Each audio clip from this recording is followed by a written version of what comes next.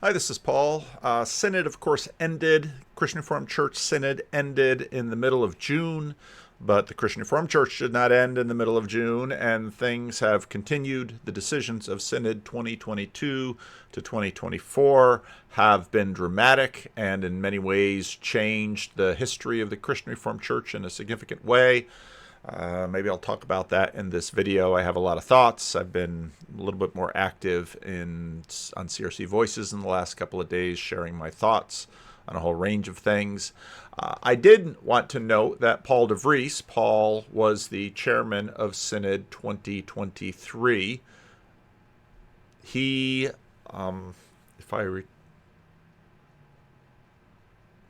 get my years mixed up. He was the chair of Synod 2023. I was at Synod 2022. Yeah, I'll say right. Okay. And of course, he had that dramatic speech, which sort of stopped Synod 2023, and Synod 2023 sort of ended and sort of came apart. He's a pastor of Brookside CRC, which is Classis Thornapple Valley. It's in Grand Rapids, but not all of the churches in Grand Rapids are in the same classis. In the Christian Reformed Church, sometimes classes can be very small if there's a high concentration of Christian Reformed churches in one area. In Central California, classis can be very huge. Classis in Central California basically goes from Bakersfield by the Grapevine in the south all the way up to North Sacramento here in the north. So geographically, it's a very huge classis.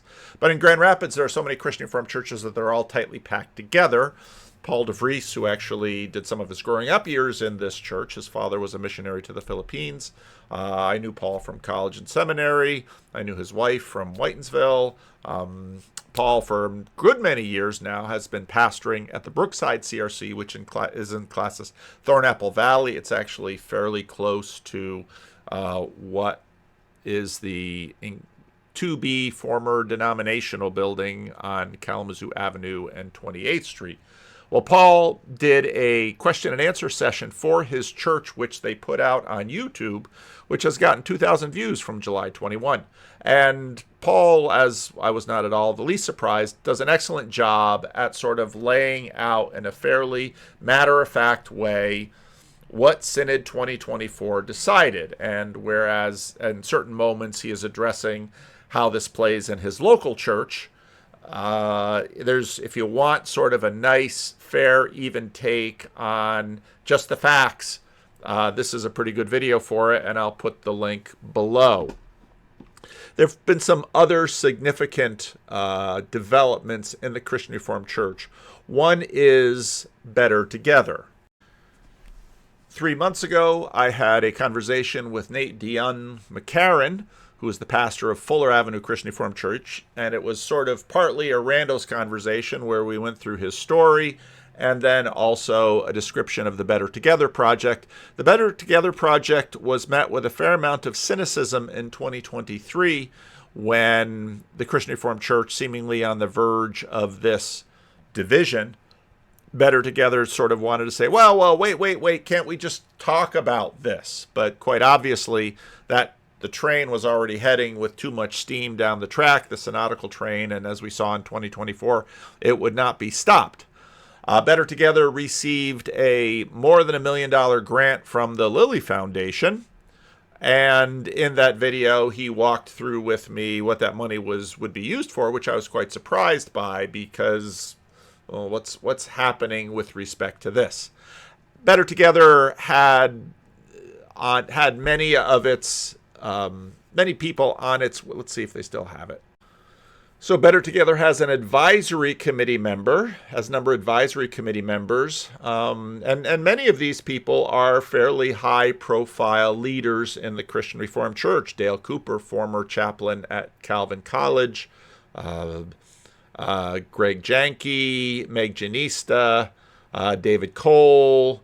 Ida was the director of she might still be, of World Renew. Ron Needham, former professor at Calvin Seminary. John Rosaboom, former director of Christian Reformed Home Missions. Andy Reiskamp, another director of World Renew. James Scopp, author and English professor from Dort. Mary Stedjink. Now, some of these people are no longer are in the process of disaffiliating from the Christian Reformed Church. I believe Mary Stedjink is one of those. Derek Zeil, former intern of mine, former member of our Sacramento cluster, was a minister in Whitensville, Massachusetts, and then Kalamazoo, third Kalamazoo, I believe. He just had an Article 17, so he left the ministry. I don't know what's happening with him. Colin Watson, former executive director of the Christian Reformed Church. Tom Walcott, colleague of mine in the Dominican Republic. John Terpstra, somebody that I knew from board service. So I could, Greg Janke, I'd be a little tough knowing, but everyone else on this list, I could walk up and shake their hand, and almost all of them would know exactly who I was right away, and not because of YouTube. So, very much high power advisory council. Now they got a steering team members, Doug Bratt, Silver Springs, Kyle Brooks is in my classes, Nate, who I did the video with, Rebecca Jordan Hayes, she's been on the channel, Michael Hogaboom, who I don't know, Roger Nelson, name I recall from years ago, Christiana Rea, don't know her, but South Bend, another prestigious church, and Dave Struck, who I know from my early years in New Jersey and whose son Ryan Struck. There was a lot of talk about him, and Dave was at Synod 2023, and I think the first person to leave Synod in protest, perhaps, certainly in my recollection, perhaps. And Dave Struck is a wonderful pastor and a wonderful guy. So when Better Together was organized, a lot of people were very cynical about Better Together because they said basically this group is going to try to keep the disciplinary actions from happening in the denomination. And the group sort of postured itself as, no, we're about conversation, and we're about talking this through, and this is going to even be an ecumenical project, and we're going to have these clusters of churches all around the U.S. having these conversations. And so I'm still quite unsure sort of what part of Better Together is sort of focused on the CRC split, and what part of Better Together is running this conversational program all over the place. And so it was quite interesting when this came up, special August event, a convening of concerned congregations. Now, Paul DeVries is my age, and he was, I think, a year ahead of me at Calvin and a year ahead of me at seminary, and he had exactly the same response to that word concerned, because in the 1980s, when the Christian Reformed Church was deep in the weeds of its fight over women in ecclesiastical office, all the conservatives ran all sorts of groups and all sorts of meetings about concerned. So when this came up, it was like, whoa, wow. Very interesting. So, concerned congregations for next step discernment. In the wake of CRC Synod 2024, many churches face an uncertain future. The disciplinary measures and overall tone have led numerous congregations to discern their future within or apart from the Christian Reformed Church. Better Together Project team invites all concerned congregations to join us for a gathering to discern next steps. This meeting will take place on 3 p.m. on Friday, August 23 through 3 p.m. on Saturday, August 24 at Church of the Servant in Grand Rapids, Michigan. We will facilitate discernment exercises and encourage Christ-centered postures to guide these congregations forward. So Better Together has sort of stepped up and said, we will be the counselors for churches that don't know what to do. And this is going to be very interesting to watch. Now, we've had some discussion of this on CRC Voices, and I'm super curious about what is going to happen in this meeting. I know some people who will be there. There won't be any videotapes or recordings or anything like that, which I think is absolutely appropriate in something like this. And I'll be super interested to see what comes out of it. Then there's a Learn More button, which I hit because I'm nosy. And we have They're Concerned again, and mostly it's sort of an elaboration of what came out. And then I sort of wondered, well, who's going to be there? And there's a little bit more. It said, we look forward to gathering with Canadian CRC churches. There have been again, since Synod, some Canadian CRC churches that have been saying, well, it's time to break the denomination between the U.S. and Canada. Many people have looked at that and said, is the real motivation of that because Canadian churches don't want to go affirming, and there's more conservative churches south of the border? I'm not sure that's the case. There's some very conservative Canadian churches as well. Other Canadians have said to me, no, there's no appetite for this. It's sort of the group that wants to do this is not in step. And so, again, things sort of look like they're fracturing. And I think Better Together wants to sort of step up and try to say, we'll help anyone who's sort of getting concerned and wobbly about this, and we'll help you figure out what you should do next. So they had a specific plea to Canadian CRCs. They'll have a Zoom thing, apparently. U.S. churches, affirming churches, traditional churches, and all kinds of congregations in between, and their pastors who may be looking for a supportive community in which to discern next steps. So, I don't know. And again, people will read this with varying degrees of cynicism and skepticism. And then the last line, it is in this hope for a greater unity that we may convene this special event. And so, what do you mean by unity? Now, again, I've spoken about this quite a bit. I think actually one of the best courses of action would be sort of a parallel Christian Reformed church. And so you have a traditional and an affirming, and keep as many ties between them as possible. That's my Better Together strategy, but nobody, I don't think they invited me to there. And besides, I'm not going to be in Grand Rapids, and I don't think they would want to invite me because, of course, I talk about stuff on my channel. But there it is, and that's happening this weekend. So if you're in the Grand Rapids area and that applies to you, go ahead and find the website. I'll put links below, and you can sign up. Maybe the invitations are closed yet. I don't know. I don't know to what degree there's a process in terms of vetting, in terms of who they let in or not. Again, this is sort of an alongside thing.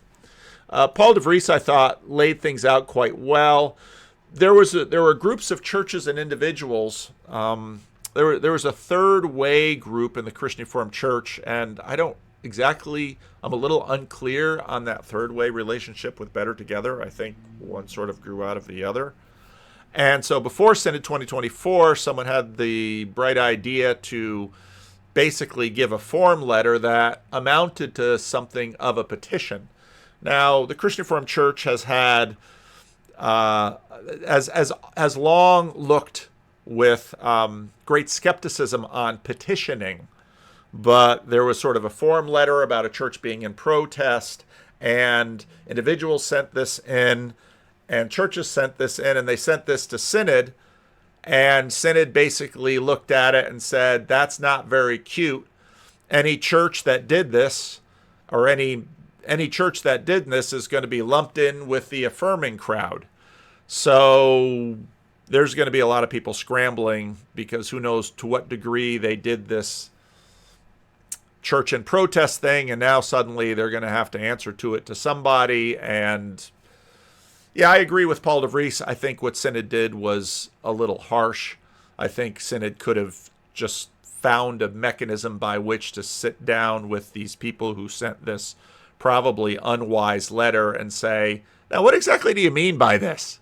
Because some idea came along, you decided to sign your name and send it in, like the EULAs that you agree to when you do almost anything on the internet. So that's sort of a mess. And so I'm sure there'll be some concerned people who have found themselves in limited suspension because they thought that they could protest, and that would sort of be a third way to go about this. And Synod said, no, that's not a third way. You've already started your process of disaffiliating. So, yeah, that's something that's going on now. And then Reformed Journal is a important, or was, I would have to say, back in the paper magazine days, was a very important organ sort of connected to the Christian Reformed Church of mostly academics that that wrote to each other about all sorts of things.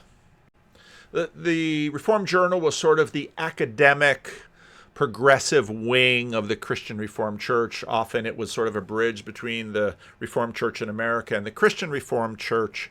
And I don't know when the Reformed Journal sort of went out of paper publication, but it sort of lives on the internet, and not, I don't think, really, it does not have the weight and role that it had, let's say, in the 60s and 70s. And that's going to get us into, I think, a little bit of Christian Reformed Church history and a little bit of thinking out loud about the future of the Christian Reformed Church in terms of what the Christian Reformed Church is. So the editors of the Reformed Journal decided to do something called What Now After Synod, and I'll put the link to this below. Some time has passed since June's Christian Reformed Church Synod 2024. The Reformed Journal reached out to several people across the CRC, asking them to respond to 3 questions. How are you feeling about Synod and its decisions? Have you begun any steps or actions in response to Synod? If not, are these steps or actions or processes that you're considering? If you had to guess, where do you think you'll be 1 year from now, denomination-wise, vis-a-vis the Christian Reformed Church? Now, some of these people I know, some of these people I don't know, some of these people I know a bit, or some of these people are fairly famous. Probably the biggest name on the list is Nick Wolterstorff, whose piece has probably caught the most attention because he's the most famous. Heidi DeYoung, I remember it was a synod a number of years ago. She had written a blog or something I thought was very well done. She's very sharp. She talked about the fact that she obviously didn't like it. I'm feeling dullness of unsurprise, a throb of sadness, and the sharpness of disgust. I am thankful to have a spiritual director and a therapist with whom I can get curious about these emotions and invite God to forgive, to heal, to comfort, and to surprise me with grace. I have about 6 weeks left before the clock runs out on the 2-year window of eligibility call, which I received after I separated from my congregation via Article 17 in September 2022. Article 17 is in some ways sort of a no-fault divorce between a minister and their call. And it's somebody, either the church or the person, decides to end the relationship of the call, and they get a sort of an automatic 2-year window generally, unless there are other things to look for a new call. And so she says she's going to go to the RCA.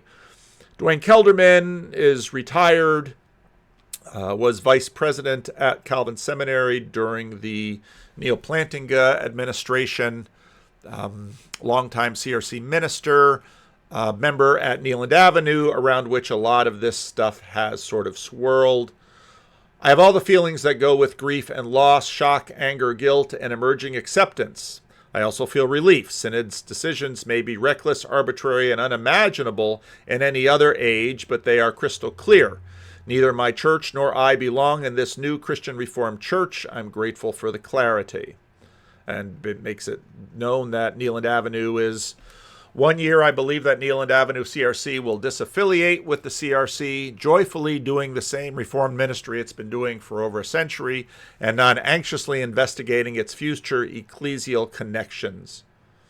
As an emeritus minister, I will go on with Neeland in this journey, thereby losing my emeritus status when Neeland no longer his emeritus status from the denomination. I'm sure, depending on what Neeland does, they will find a way to continue his use of gifts at his church.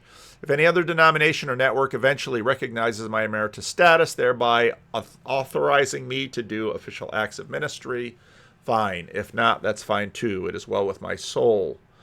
Suzanne McDonald, who I don't know, had some of the strongest words. In my view, the CRC has abused its confessions and confessional processes by instrumentalizing them and weaponizing them in order to drive conformity on a single issue.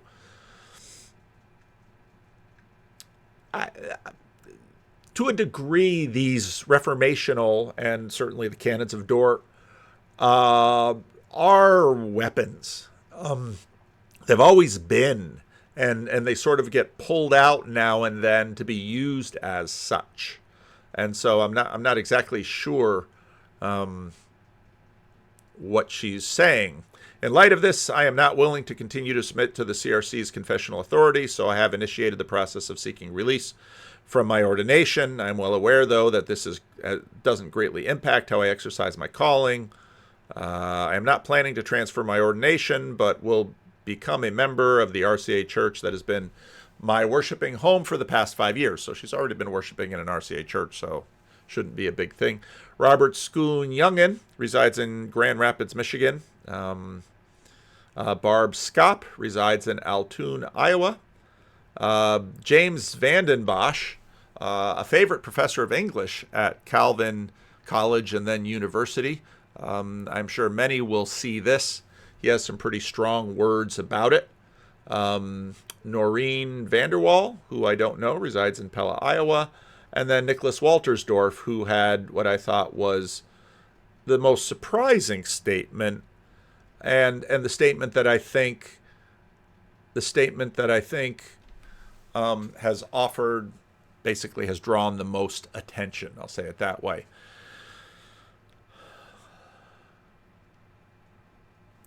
Around 10 to 12 years ago, it became clear to me that the CRC was no longer the denomination in which I have been reared. I found that to be an enormously interesting statement because I believe Nick Wolterstorff is a little bit older than my father was. My father was born in 1935. I believe Nick Wolterstorff is in his 90s. And I might be wrong. He might be younger. I could probably look it up on Wikipedia. Yes, in fact, he's 92. Born and raised in Minnesota. And he has a biography, he has a memoir out that I was chatting on Calvin in Common a few years ago, and he mentioned that he had it out. And I asked, I said, "You're going to do an audiobook?" Because he's got a wonderful voice. And he said, "I would love to do an audiobook, but apparently Erdman's isn't doing audiobooks with this," which is a shame. Because I had Nick Wolterstorff for a class at Calvin in my 5th year. I've benefited from a number of his books. He's written a number of books over the years, and he very much is sort of part of the Calvin College 1970s dream team.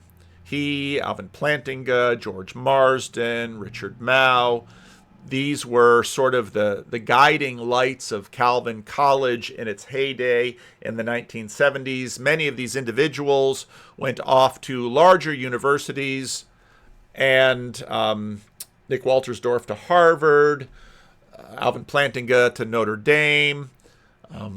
So these guys made a big splash, and in many ways they were sort of part of the crown jewel of Reformed Journal, mid to late 20th century Christian Reformed Church. And this is where I want to talk a little bit about the size of and sort of the how significant Synods 2022 to 2024 are, not just in terms of what's going to happen with respect to office bearers in the Christian Reformed Church. Again, if you're curious about those details, watch Paul DeVries's video. I thought he did a great job. But what this means in terms of Christian Reformed Church history.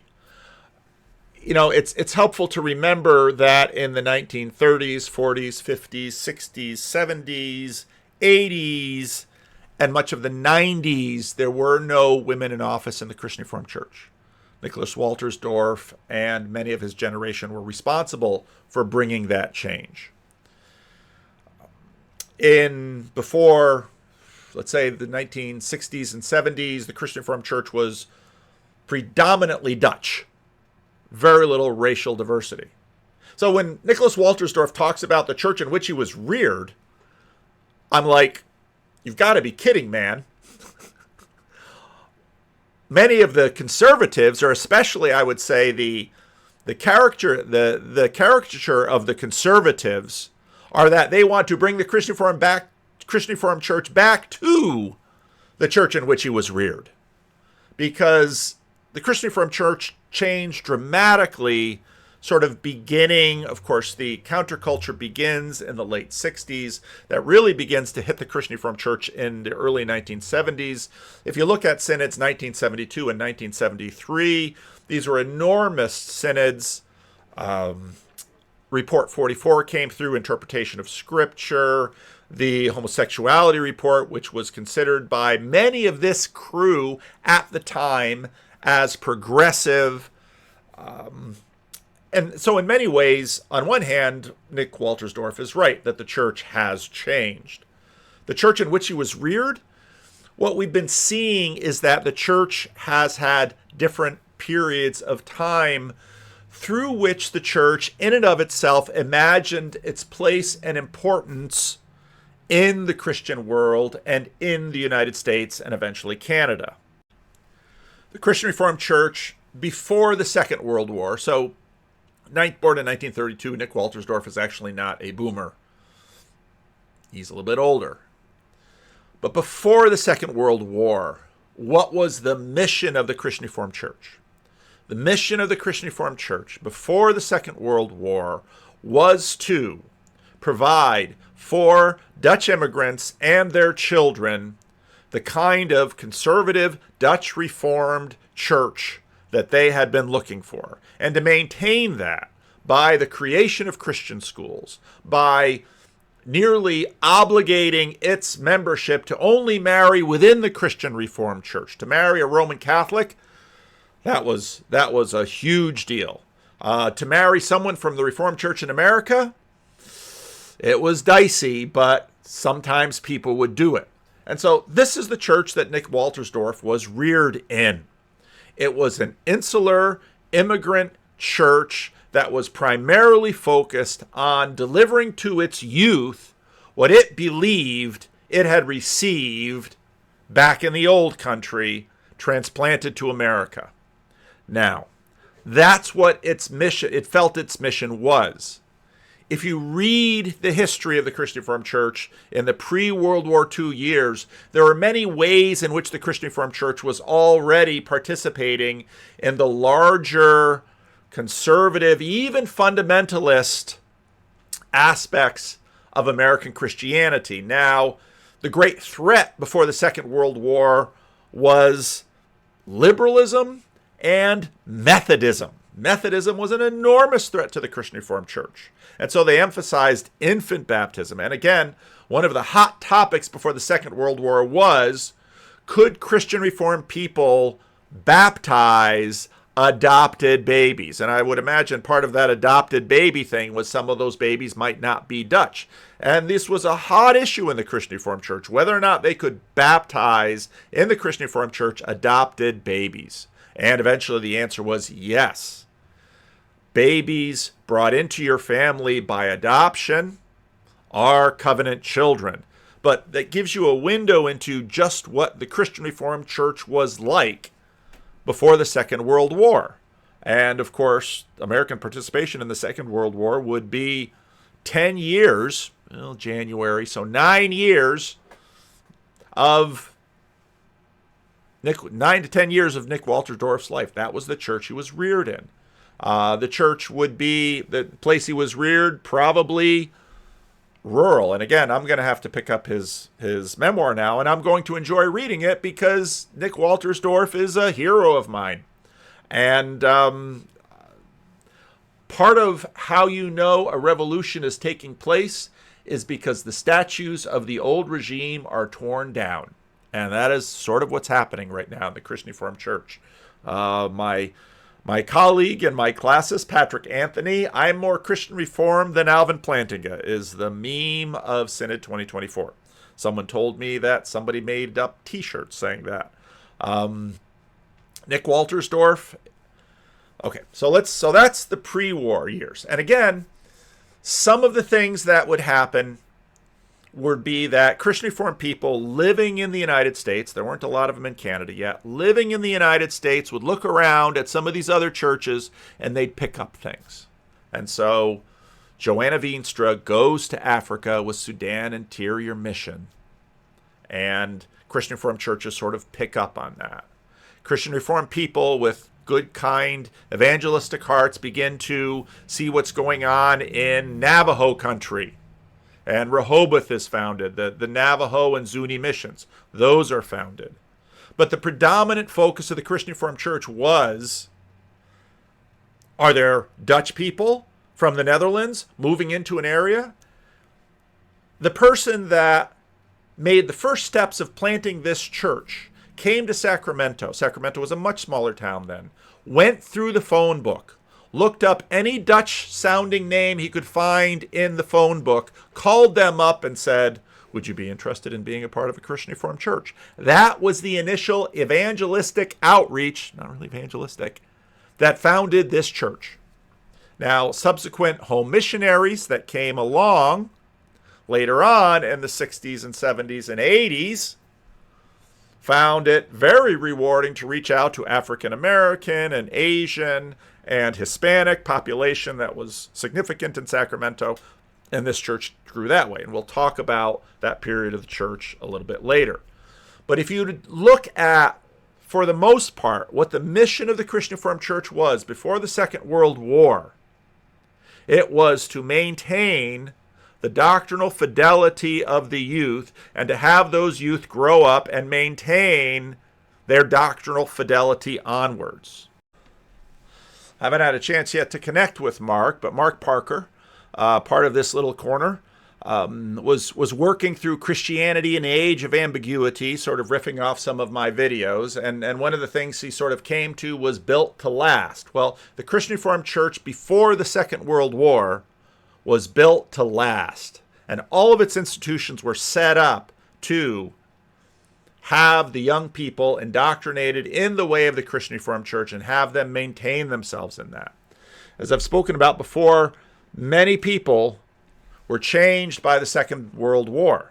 Now, Nick Wolterstorff was a little young for that, to serve in the Second World War, but what happened during the Second World War to the Christian Reformed Church and many other similar denominations is that they were sort of mixed with the rest of the people, and those that they shared, the Army, Navy, they didn't really have the Air Force yet, but the Army, Navy, those that they served in the military with, who were their brothers in arms, well, were those Methodists really so bad after all?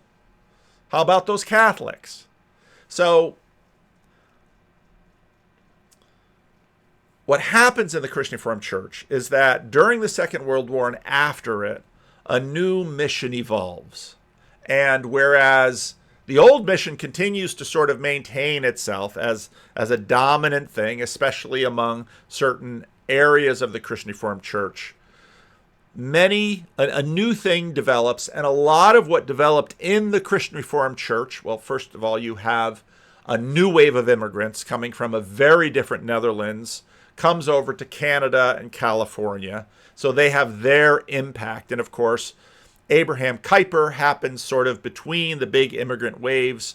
My family, my father's family, my mother's family all came in just sort of before the 20th century, at the very beginning of the 20th century. The First World War sort of ends immigration. Abraham Kuyper really starts to, at the turn of the 20th century, Abraham Kuyper really comes into his own, has this huge impact on the Netherlands, huge impact on the Dutch Reformed Church. So the Canadians come over very much from a different church than the churches that sent the earlier wave of immigrants. And so the Christian Reformed Church becomes a very different denomination, much more outward looking. They are on a mission, and their mission is to basically spread. See, this is where things are going to get interesting, because the Christian Reformed Church sort of split on Kuyper, because Kuyper always sort of had two voices. On one hand, Kuyper was resisting modernism at the beginning, at the turn of the 20th century in the Dutch church. So in that way, Kuyper was against modernity and modernism. But Kuyper was also sort of a transformationalist and a culture warrior to a degree. So this current issue that is really sort of the crux on which a lot of Christian culture war stuff is turned is this question of cultural Christianity. Now, I'm going to leave links to these articles below.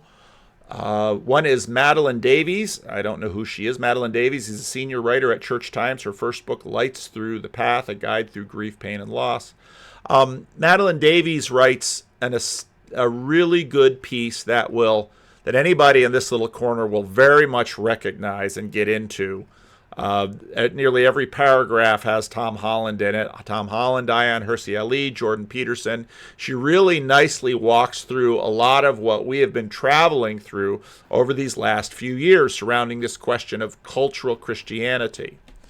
So this new movement that develops in the Christian Reformed Church that becomes sort of the pride and joy of a certain segment of the denomination, with its leading lights of Alvin Plantinga and Nick Wolterstorff and George Marsden and Richard Mouw. This new movement becomes sort of, again, the 1970s dream team, Calvin College, where they bring this new cultural transformationist mission to the Christian Reformed Church. And Calvin College is sort of mobilized to be the institution through which cultural transformation and will be catalyzed. And anyone who goes through Calvin College will be sent out to change the world. Now, some of you will hear some counterculture strains in there, and they are in there. Some of you will hear Kuyperian strains in there of sphere sovereignty and presuppositionalism. Some of those things are in there. But so Wolterstorff, Plantinga, Marsden, Mouw, these guys are sort of the vanguard. And there's many other names that you probably won't recognize. These people become sort of the center of that great mission of cultural transformation. And whereas before the Second World War, and for many factions within the Christian Reformed Church after it, the predominant focus and purpose of the Christian Reformed Church was to create more covenant youth who would, in the end, create more covenant youth, very much a Mark Parker built to last. This is what we're going to do. Things can happen in the world. You can get involved in the world. But for the most part, this is all about us. This is our thing. It's the predominant mission of the Christian Reformed Church. After the Second World War, with the contributions of Wolterstorff, Mouw, Marsden, Plantinga, Calvin College was to create world-changing disciples of Jesus Christ who would go out and transform culture. There was a principled pluralism. There are all these ideas that Calvin College sort of cooked up in the Reformed Journal in the 60s and 70s. And this is very much the milieu that I come out of. So my father, although he's a little bit before, really one of the founding lights of this was a scholar named Henry Staub. So Henry Staub was really, in many ways, one of the bright lights that led to this renaissance in the Christian Reformed Church. This is my father's copy of it. Henry Staub was, I think, in Raybrook at the time when this book came out, and my father very much, it was a beloved professor of my father, and so my father got him to sign his book. And so I have, in fact, a signed copy of Henry Staub's Summing Up Remembrances. This is the first part of his memoir. There was a second unpublished part of his memoir that, if you're in the Christian Reformed Church and you know somebody, you can probably get a copy of because it's sort of floating around, but it was never published. It should be published because Henry Staub is a critically important person in the development of the Christian Reformed Church in the second part of the 20th century. And the Reformed Journal was very much at the center of this. And so you can find, I'm sure on Amazon.com, you can find the best of the RJ, the best of the Reformed Journal. And my copy, I really have to organize my library so I can just pull these books off my library shelf in a moment, because I've got them, of course. And if you read that book, you can get a sense of how the Christian Reformed Church was deeply involved in the issues of the day. And if you do any reading from the 60s or 70s, I mean, everyone is trying to piece together what happened in the catastrophe of the Second World War, and how we're to come to terms with nationalism, and how we're to come to terms with racism. And in many ways, Michael Satori's boomerality is all in there, because these questions just grip the world. How can we keep the absolute catastrophe of the Second World War from happening again? And again, the generation that really launched these people, many of whom were too young to have served in the war. Henry Staub did serve in the war. William Spoolhoff, who served in the predecessor to the CIA, Grim Grizz is going to pay attention to this, he was the president of Calvin College. And if there was a student drama that he had to get to the bottom of, you have this former spy getting to the bottom of it, including the theft and dismemberment of a replica Moses statue. And some of you will smile when you hear that. So this group of people was so incredibly formative for the Christian Reformed Church. And they taught so many of the people in the Christian Reformed Church, myself included. I was able to catch Marsden when I was at Calvin. He was just basically on his way out the door. I was able to catch Wolterstorff at Calvin. He was basically just out the door. I was able to catch Mao at Calvin. He was on his way out the door. He's a little younger than some of the others. And I was never able to catch Plantinga. But coming to Calvin in the 80s, in the early 80s, it was, and first of all, you got to sort of figure out, and then you kind of figure out, yeah, it'd be really nice to get a course with one of these lights. And there were other lights that were very much part of this movement. Dalvin Clay, who did a lot of work on the French Revolution and Jansenism, and many, many others who are published authors, although not terribly well known outside of academia. And so it was in academia that sort of this mission of the Christian Reformed Church had its focus. Now, there were obviously other agendas going on in something as large as the Christian Reformed Church. There are different factions in Christian Reformed Church that were doing different things. World Renew became this relief and development agency that has continued to be beloved by both sides of the Christian Reformed Church. Christian Reformed Church tried as best as it could to ride the seeker wave. CRC never really did real well on seeker ministry, even though Bill Hybels was reared in the Christian Reformed Church. Now, it would be a very interesting conversation to have Bill Hybels and Nick Wolterstorff sit down and compare notes of the churches they were reared in. Bill Hybels in Kalamazoo and Nick Wolterstorff in rural Minnesota, because they were reared in very different churches in many ways, and yet not in other ways, because many of the changes in the Christian Reformed Church happened in the 70s, 80s, 90s, aughts. Women and many things just sort of changed without a lot of confessional observation. The Christian Reformed Church has been in a struggle over liturgy. When I was in seminary, college and seminary, the worship wars were just starting to heat up. Should Christian Reformed churches have organs and hymn singings, or should Christian Reformed churches have drums and guitars? That was heating up. Sabbatarianism was abandoned by much of the Christian Reformed Church. At the beginning of the 21st century, as the baby boom numbers were declining, and as the focus went from keeping kids Christian Reformed to preparing Christian Reformed kids to go out into the world to be world changers,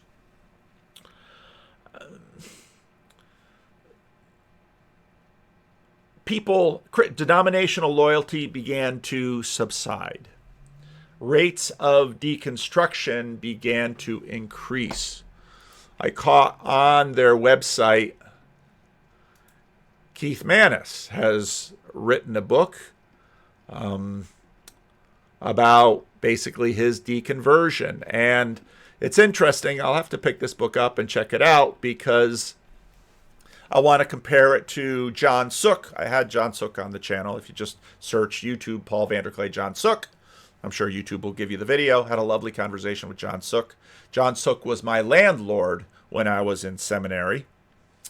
But Keith Mannis was a little bit ahead of me in school too, and very much a sort of a evangelical-ish leader in terms of campus ministry. He might have been student body president, went through seminary, very much part of the whole missions cadre of church planting and church renewal. And over the last few years, there have been a fair number of articles that have come out with, you could see sort of the beginnings of his deconstruction. And somebody from CRC Voices, I mentioned this, sent me, they've been reading his book. Keith Manis writes, "I lost my faith in the entire project of the church and its mission. It's like going to a tree looking for fruit and finding none. It's like a fall harvest in an orchard when you discover the apples have sprouted piranha teeth. If this was the fruit of the church, I decided, then the very root of its gospel is vicious. To the degree that I still believe in God, it was cognitive, abstract belief. I had no spiritual nerve endings." You can see a meaning crisis here. "I had no spiritual nerve endings, no feeling of faith. I was completely numb. Even now, I have no desire for corporate worship experience and no trust in human messages about God. The whole church project looked to me as something vapid and stupid, a tale told by an idiot full of sound and fury, signifying nothing. In a low valley, I concluded that for 30 years, I had been an idiot telling that tale." That's just a little clip. I'm sure there's more in the book. But many of you, being aware of deconstructions of various sort, this won't sound in any way foreign. A deep-seated meaning crisis. But again, this reminds me of, what was that guy's name?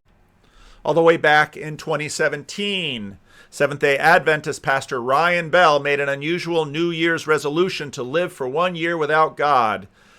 This reflecting his own loss of faith. He kept a blog documenting his journey. So this was 2014, and I paid a lot of attention to this when this came out, and I read a bunch of his stuff. It was trying on new atheism in a sense, and in many ways what Keith Manis wrote here is very much the kind of thing that Ryan Bell would write. And there were often things like, I expected the church to be at the vanguard of cultural transformation, and instead it was a laggard. And for many people, same-sex marriage, LGBTQ were sort of the center of this. But, of course, this has its roots in the counterculture. This is an article that I've referred to multiple times since it came out. How the Civil Rights Movement converted liberal white Protestants to secularism. And I've walked through this history quite a few times. How, okay, so the church are supposed to be cultural transformationalists, and again, how that relates to this question of the rise of cultural Christianity. Local Distance just wrote a very interesting piece on Tim Keller that he sent me. He really wanted me to see it, and there you go, Local, he made the video. But, of course, Tim Keller, in many ways, was also part of this group.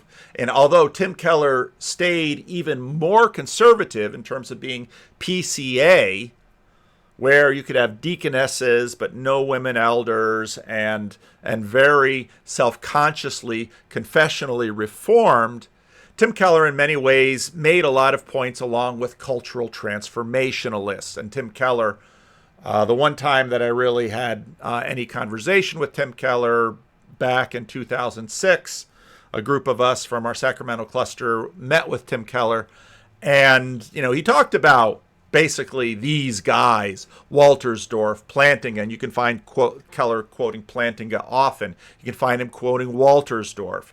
You can find him quoting the Heidelberg Catechism. Tim Keller was very much part of this cadre, and this group at Calvin went out as world transformationalists. And I think so, when Wolterstorff talks about the church in which he was reared, I don't think reared is the right word. I'd say this is the church in which he thrived and had his meaningful impact on the world. And what happened from Synod 2022 to 2024 was a radical departure of this. Now, I don't remember when I first discovered Rod Dreer's blog. It might be you, Bill Harris, who first posted a Rod Dreer thing on Voices, which led me that way. So be careful what you post on Voices. But I remember Rod Dreer always thinking he was a little alarmist about the gay stuff and, how this was going to change everything. But in many ways, Rod Dreher was right about a lot of these things. This issue has. And when this issue sort of became boilerplate table stakes in much of American culture, very much the target of these cultural transformationalists. Because the more successful they became, I remember what Mark Galli said just after he had left Christianity Today, the more successful this group became by sort of marking how far they went up in terms of the power structures in public society, well, the more those issues became their issues, to the point that at some point people began to notice, well, to what degree is Calvin College transforming in this Kuyperian conservative Dutch Calvinism in which you were reared, or to what degree has this just simply begun mirroring the mainline? And as the 2000s continued to progress, more and more the crisis in the Christian Reformed Church began to mirror the crisis between evangelicals and mainline. And now, of course, evangelicals are getting completely disrupted on this question of cultural Christianity. And I've referenced Jake Meador's piece that he wrote on the Dispatch, and he did a video interview, and this is even better than the piece, I thought. And then I think what happened was that in the summer of 2019, Sohrab Ahmari, who I already mentioned, he wrote a piece for First Things. I think it was called Against David Frenchism. And it was a critique of David's very particular kind of civic libertarian, or I don't want to misrepresent him. That's happened enough to the poor guy. But David has a fairly proceduralist, libertarian sense of liberalism and how politics should work. I don't agree with him on this, but that's his view. And so that shaped how he wrote about everything going on in the Trump years, and also everything going on as a lot of kind of great awakening stuff was ramping up. And so Sohrab went after that basically as a kind of loser's ideology that just guarantees that the Christians are never going to win anything politically. We're just going to keep losing. We're going to keep becoming more marginal. And then when we've been completely routed, we're going to look around and wonder what happened. And well, we've been setting ourselves up to fail by believing in this metaphysically agnostic view of politics that left us completely impotent in public debate. So that was Sohrab's argument, but he specifically linked all of this to David's opposition to Trump, and also, I think, to his own endorsement of Trump. And so it smuggled Trumpism into the post-liberalism discourse in a way it really hadn't been up to that point. Mm-hmm. And after that, a lot of the conversation starts to shift, and it becomes much more a question of, well, we want to build these strong communities of virtue, but we know they don't have a prayer of surviving without political power to back them. So there's actually, I had this very bizarre experience recently. There's a far-right guy, basically wants to be a warlord, named Charles Haywood, who he's written about how he has this compound and only a direct military assault would be sufficient to take it. And he wants to have, I think he's calling them armed patronage networks of basically these kind of like semi-feudal, highly rich people who can afford to host like well-armed men and their families on their compounds. Like that's his vision. But when I read he did a book review of Leah's book, and he actually really liked the book. It's so bizarre to me. He really liked the book, but the tell was, he said, the problem with this book is it doesn't say anything about politics. And if you don't have political might backing the communities that Sargent wants, those communities won't be able to survive. And so that's the turn, is when you say, well, all those communities of virtue are well and good, but the only way they can make it is if they have political might behind them. Mm-hmm. And once you make that turn, the very existence of Christian families, Christian communities, all of these things has now been said to hang on whether or not political power is backing them. Yeah. Which, I mean, there's all kinds of theological and biblical problems with that, because I don't know how the early church survived for 300 years, or how many other churches survived for far longer without political power, sometimes with a great deal of political oppression. Think of the Copts. Right. But it so centers political power that, okay, political power is now the non-negotiable thing we absolutely must possess for our communities to exist. And once you make that move, pretty much anything is in play if it's going to get you political power. And now, to Sorob's credit, he has been very, very clear in rejecting some of the more extreme applications of this idea, particularly coming from lots of Protestant Christians. And so I want to give Sorob credit for that. But I think he was the first really mainstream figure with a huge audience who made the possession of political power kind of a sine qua non of having virtuous communities. And once that idea was established, all bets are off as to where that can go. Now, if you see this in the Christian Reformed Church, and you see this transformation that happened slowly after the war from a Christian Reformed Church that's primarily focused on the catechesis of the youth, the protection of the youth, build those high walls with Christian schools, only have intermarriage. Basically, what the Christian Reformed Church had before the Second World War was a networked Benedict option in many places in the United States. That's a little extreme, but it's primarily what the main purpose of the Christian Reformed Church was, to then this major movement in the Christian Reformed Church of social transformation, and how, earlier you had people who were formed in those walls who were doing their social transformation, but increasingly you had people who were just sort of formed out there in American culture, and they basically get activized to be cultural transformationalists, but they didn't grow up like Nick Wolterstorff going to catechism. Now, again, I got to read his memoir, but chances are good they stayed in that tiny little silo of the Christian Reformed Church, which begins to get broken open. Radio does some of that, television does that, publishing does that, university education going on, getting your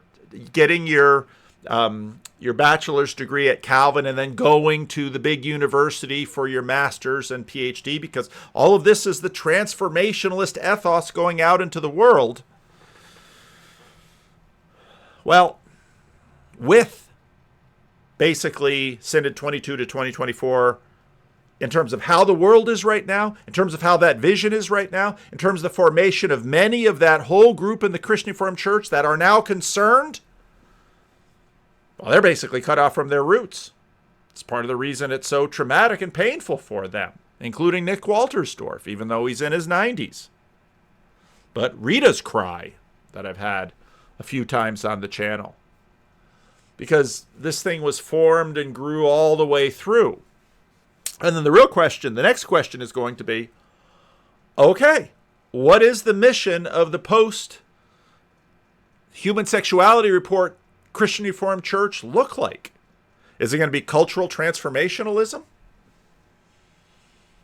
Are they going to try to go back to the 1920s and 30s and redo that string? Is it going to be evangelical evangelism? Is it going to be whatever the mission of Young, Restless, and Reformed is? Because, well, what is the mission of Young, Restless, and Reformed? Which part of Young, Restless, and Reformed? Tim Keller, Doug Wilson. Big difference between them. So right now, and all of the institutions were basically, or at least the institutions in that portion of the Christian Reformed Church were basically pointed in that direction. And Calvin University, holy cow, they need a whole new mission, because the mission of Calvin University from the 1970s onward has basically been undercut by Synod 2022 to 2024. Unless they're going to continue to do the cultural transformationalist thing, but now a la Aaron Wrenn, in a negative context. What does that look like? And so, I don't know. I don't know. You know, some might think that the Civil War in the Christian Reformed Church is over now, that the lines have been drawn, and we'll see what Better Together does if they try to start a new Christian Reformed Church, or do they tell everybody to go RCA, now that the RCA is basically almost mostly a mainline denomination. Just join a mainline denomination. Keith Manis joined the UCC, the United Church of Christ, mainline denomination. Believe anything you want. Listen to listen to Christian Baxter and Sam. Maybe I'll drop that into this video about what's it like to go to a mainline. Well, it's super interesting. Many of the people that were part of that vanguard in the late 20th century, my professors, now worship in Episcopalian and other mainline churches. They've left the Christian Reformed Church themselves. Nick Wolterstorff is one of the remaining that has stayed of that cadre. But he goes to basically the University Church of the Calvin University Church of the Christian Reformed Church, that is Church of the Servant. That was a church that was very important in terms of a lot of the work that he did with respect to liturgy and all of this. So, yeah, it's, even though I don't think a lot of people are thinking on these terms, I think this is the question. What is the next real focus of the Christian Reformed Church going to be? What is its mission going to be? Is it going to go back to a pre-World War II mission? I don't know that mission's available. We already have an Orthodox Presbyterian Church and a PCA. Do you want to go there? Maybe people will be looking at ECHO and the EPC, Evangelical Presbyterian Church. I don't know. So the Civil War could continue if, let's say, segments of Abide say, well, it's time to go after women in church office. Then you're going to have a bigger war.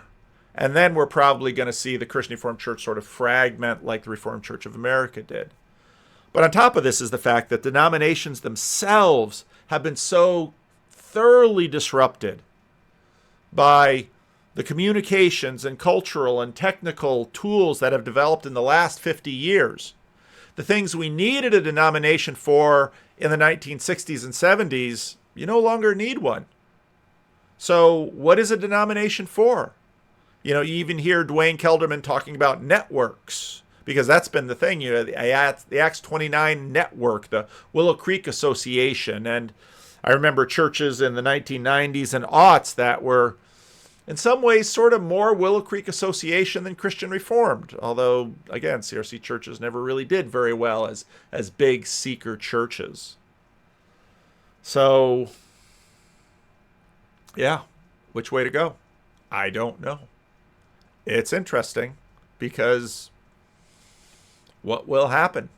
I don't know. But the Christian Reformed Church sort of needs a new mission because these synods, in many ways, closed a chapter. And in that sense, Nick Wolterstorff is right. Nick Wolterstorff is right. The Christian Reformed Church, even though it changed underneath him, and he was very active in its transformation, the church that he's looking at now, which is running through, okay, here's the gate. Are you in or are you out? Christian Reformed Church really hasn't been like that for 80, 90 years, but it's that way again. But it's not the 1920s and 30s. It's a very different world. So where will the Christian Reformed Church find this leadership? We will see. We will see. So am I going to drop in that clip from Sam and Christian?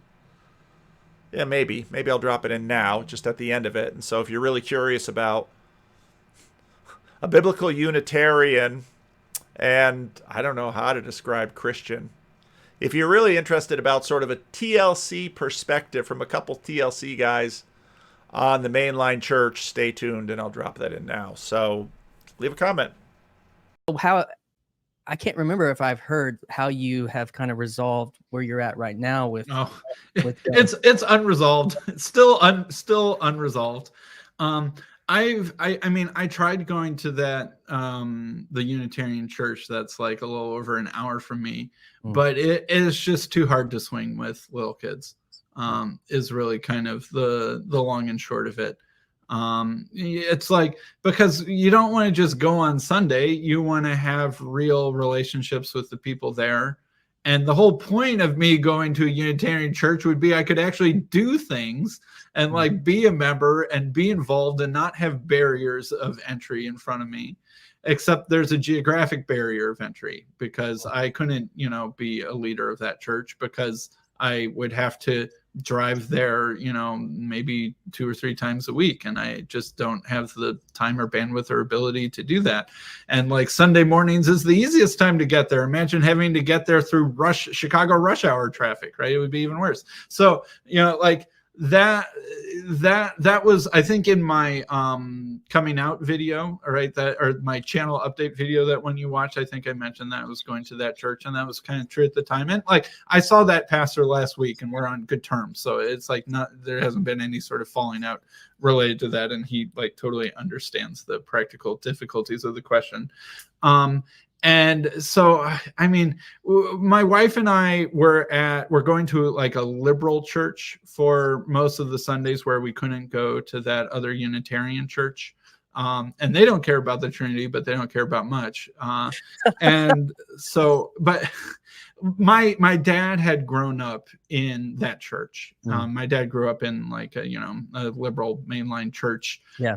Had kind of a wild phase of his life as a baby boomer hippie, and then got caught up in this basically a wing of the Jesus movement that was Unitarian is basically. So my dad had a big born again experience with this particular flavor of the Jesus movement. And that was basically what I had grown up in, was what my dad had gotten born again into. And so, but my grandparents' old church. And in fact, I like when we started going the first time, the pastor was like, "Oh, good to see you, Sam. But by the way, did you know you happened to sit in your grandma's old pew this morning?" I'm like, oh my goodness, don't say that. I'm going to start bawling. But like, this pastor had done my grandparents' funerals and stuff like that. And like he knew I was right away. And it is comforting to go to a place where you're known and accepted at like that deep of a level. Yeah. The only problem is like the liberal mainline church is a little light on substance, and then some of the substance that is there isn't very great. And but it can be I mean, it does have its virtues. I would say I think sometimes the liberal mainline church is kind of maybe overly maligned in this little corner, and that it does have a purpose and an audience. And I do think that God uses it in ways that are sort of surprising. And it's often as a soft landing spot for people who couldn't fit in anywhere else. And I just wish there was a little bit more there. But maybe if there was more there, then it wouldn't be able to do what I just said. So, I don't know. But we're exploring other options. I won't say what they are, partially because I don't want to get any of those churches in trouble. I'm not kidding in that when I've mentioned churches or pastors in the past, that has caused randos out there in the internet land to email them. So like, I'm not, I don't want to do that. So I'll be a little bit coy about some of the options that I'm checking out now. It's so strange because in that description, you're talking about, it reminds me of this. I just finished up and I did a little partial live stream in the spirit of Paul Vanderklay on the Alex O'Connor and Chris Williamson conversation. Did you happen to catch some of that? I watched half of it. It's Alex O'Connor frustrates me a little bit. I feel like he's Dunning-Krugering at the moment on so much of Christian history that I might have to make a video accusing him of being a Dunning-Kruger spokesperson. Like when he's talking about Gnosticism, I'm just like, oh, this is so cringy for anyone who knows anything actually about historical Christianity and Gnosticism. I'm like, I'm not saying that there isn't, like, yes, there were Gnostic Gospels. Yes, there were Gnostic Christians. It does date back pretty early, but he's doing such a bad job of explaining. He's like, oh, did you know that there were these books that the early Christians decided to not put in their canon? It's like that is like true superficially, but the superficiality of that statement is almost misleadingly false when you look at the, anyway, whatever. Well, I'm a little bit upset at him at the moment on that. But anyway, you probably had something other than Gnosticism to talk about that conversation. Well, sometimes I do talk about, it kind of hits on this because I call it kind of a light type of Gnosticism, which is I think propositional tyranny is almost like a light type of, because it's only about up here. And that's kind of my point, that actually what they were describing, because they talk about how they're two atheists sitting there, Chris and Alex, and they're talking about that experience where Anya Hirsi Ali, who used to be one of the main atheist personalities and authors, becomes a Christian and comes out with that this year. And then she's friends with Richard Dawkins. They go have this conference or this conversation in New York. And Alex was there, and he said it was this moment where Anya's sharing her story, and it's very, gripping, and then she ends it, and everyone's like, "Wow, we're happy that you found this peace. You've overcome this depression and all this, But do you believe in the virgin birth? Right?" And so you get to that point, and it's like, and even Alex, he's like, "Dude, like, is that the moment? Do you see the person?" Yeah. That's like a propositional tyranny that he can't let go of, Dawkins. And then Chris is kind of the same way. There's this idea that that's not the only part of a true reality of a person, is not only the ideas.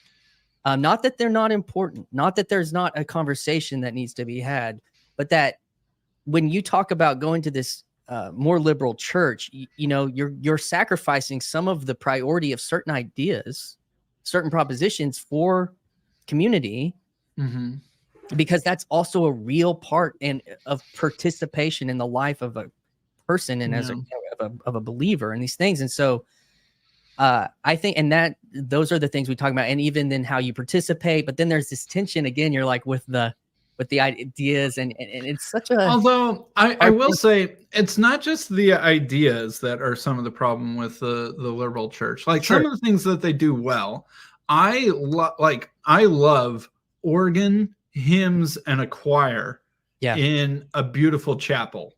Mm-hmm. And the liberal mainline church can still do that, and it is good. And I'm like, I just find that such a more enjoyable music worship experience at this point in my life than the Hillsong-esque more rock bandy stuff. I mean, I'm not going to criticize that too much, especially since I have been a guitar player and a worship leader in the past. And and part of me is like, I actually just like the songs that are like 10 or 15 years old better than the ones that are within 5 years old. Just maybe a generational thing, or already signs that I'm getting, gray hair. But honestly, I prefer a good, solid old hymn on an organ, the whole church singing together. There is no worship leader, and there is the choir behind you, kind of, which is sort of backing up the singing and making sure that the right notes are being sung by someone who's qualified to do so, but more just to strengthen the ability of the average person in the pews to also sing in tune. And with, a beautiful backdrop and stuff like that.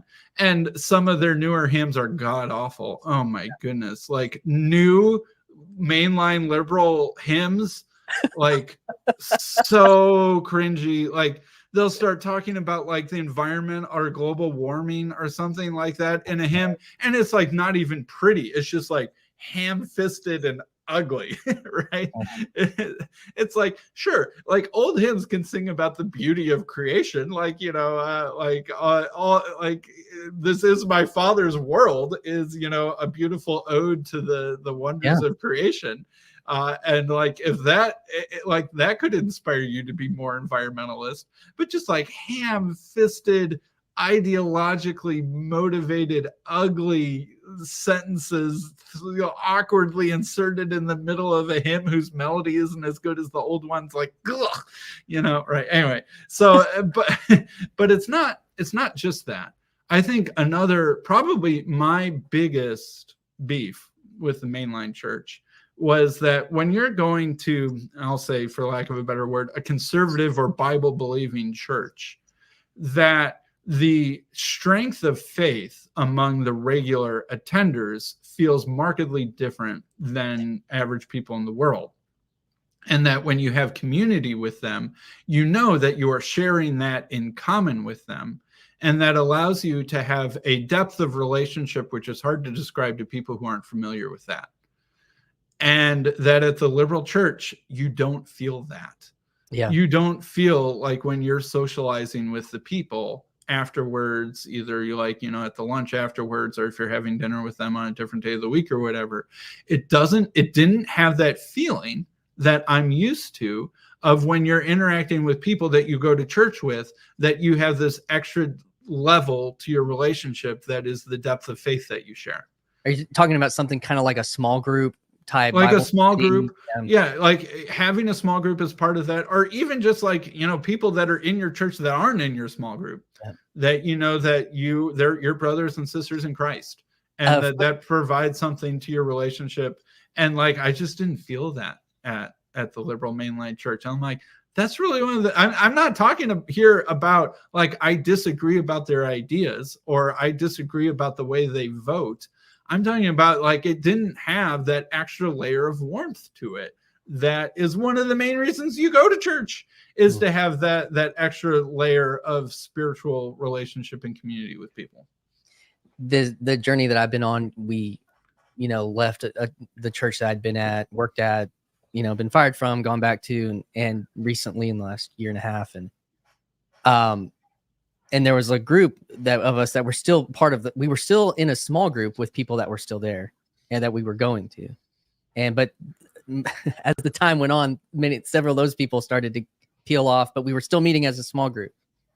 And one of our friends, they went to a considered more mainline liberal church, and for some good reasons. They're, one of their sons goes to church there and whatnot.